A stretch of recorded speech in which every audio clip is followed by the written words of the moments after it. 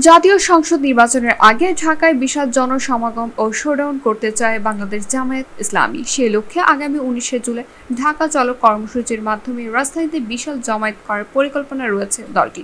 ওই দিন 7 দফা দাবিতে সোহরাওয়ার্দী উদ্যানে জাতীয় সমাবেশ ডেকেছে জামায়াত ইসলামী।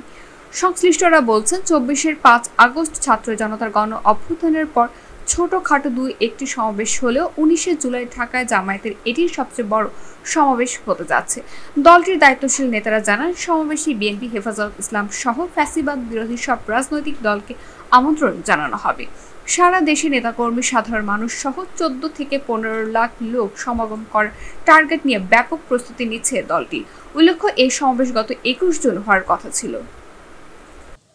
আমরা মহান আল্লাহ তাআলার শুকরিয়া আদায় করে আজকে ঐতিহাসিক সোহরাওয়ার্দী উদ্যানে আগামী 19শে জুলাই যে জাতীয় সমাবেশের যে উদ্যোগ জামাত ইসলামীর পক্ষ থেকে গ্রহণ করা হয়েছে তার প্রস্তুতি, মাঠের অবস্থা, মঞ্চ, আমাদের নিরাপত্তা, আমাদের পানি, স্যানিটেশন, মেডিকেল, নানান বিভাগের লোকেশন এবং বিভিন্ন প্রস্তুতি পর্যবেক্ষণের জন্য আমরা নেতৃবৃন্দ এখানে পরিদর্শনে এসেছিলাম।